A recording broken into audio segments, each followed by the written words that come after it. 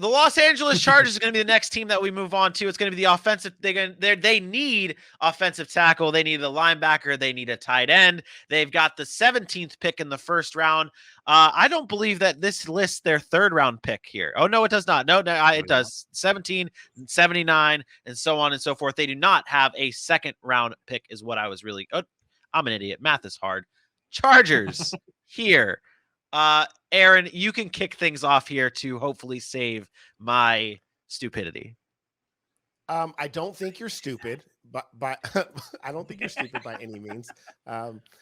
Mine, I thought this was pretty easy, and this might go against everything I just argued, which sucks but I mean, there obviously is reasons, and I'm sure, you guys will agree with some of them, but I'm going linebacker here for the Chargers. We talked about the needs on defense. They've addressed the defensive tackle position. They've addressed the edge rushing position during free agency. I think here you go get a linebacker, and I think you get one of the best linebackers in the draft, perhaps the best. Who knows? There's, Devin Lloyd, but there's this guy, and it's Nakobe Dean from Georgia.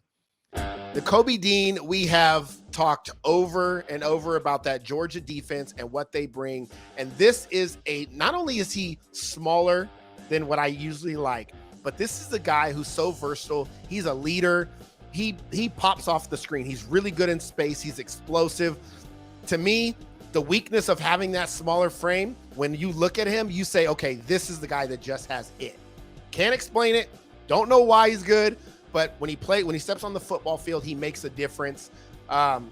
His instincts are second to none, and his leadership ability, what he was able to do to help with that leadership in that Georgia locker room on the defensive side of the football, listening to the way the players talk about what he brings, you can't replicate that. And in the NFL, that guy that mans the middle, that guy that's on calling the shots on defense, calling the formations out, calling the plays, you need a guy like that. To me, this is going to be one of those undersized guys that fits in a scheme and just make things happen. And he's a good 4-3 weak side linebacker. And I think Nakobe Dean would fit well with the Chargers and what they're trying to build on that defensive side of the football.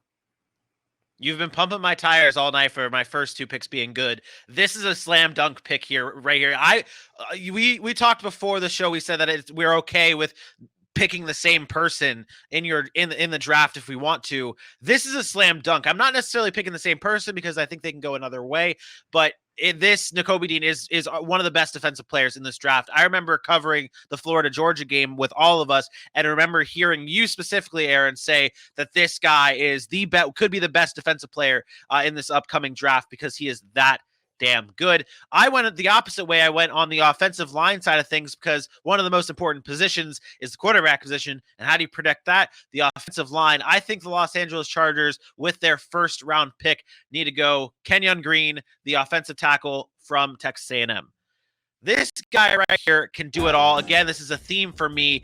Offensive lineman that can do both guard, tackle. This guy played on the left side, right side all year long for Texas A&M. Hey, there's a running back in this draft, Isaiah Spiller. He's supposed to go really high. Well, one of the reasons why Isaiah Spiller did so well at Texas A&M is because of what KENYON Green did at Texas A&M. He's an All-American. Scouts say this guy just gets the job done. He's great at adjusting. He's great at adapting. There's plays where I've seen KENYON Green just take guys all the way downfield, just carry a block all the way. He's consistent. He's solid. He holds down the blocks. Get your protection for Justin Herbert, Los Angeles, and get you a KENYON Green at 17. Oh, you are on mute, sir. He is on mute. That is a minus. Big time minus. Big minus. Yeah, let me go for a while. We normally catch it right away. Y'all got me 7 words in. I love that pick. A lot of talk about KENYON Green. I'm excited to see where he ends up falling. I also went with the lineman. I also went with a lineman who's not maybe as greatly known, but he's going to be. I went with Louisiana Lafayette's Max Mitchell. Max Mitchell. PFF has this guy rated as the 13th top tackle in this draft, yet he was the highest rated tackle in all of football last year.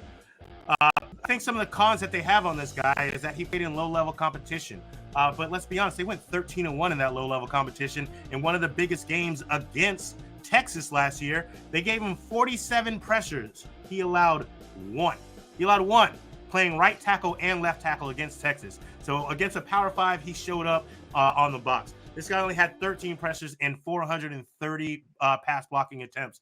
He's got great hands. He's got great balance, great technique, great flexibility. He understands what he needs to do as a pass block on either side. A little small, only coming at 300 on that tackle side. So he's going to need to butt up a couple weight, and he's going to need to get his physicality up. But other than that, this is one of those guys that I think may keep sliding up. And if you are getting him somewhere in the third round, you are going to be a very, very, very, very happy person. So I went with Max Mitchell from Louisiana Lafayette in the third round, pick 79. I'm okay with that pick because I almost want to change my pick to just Nakobe Dean for the Los Angeles Chargers. Like that's the dunk pick for the Los Angeles Chargers.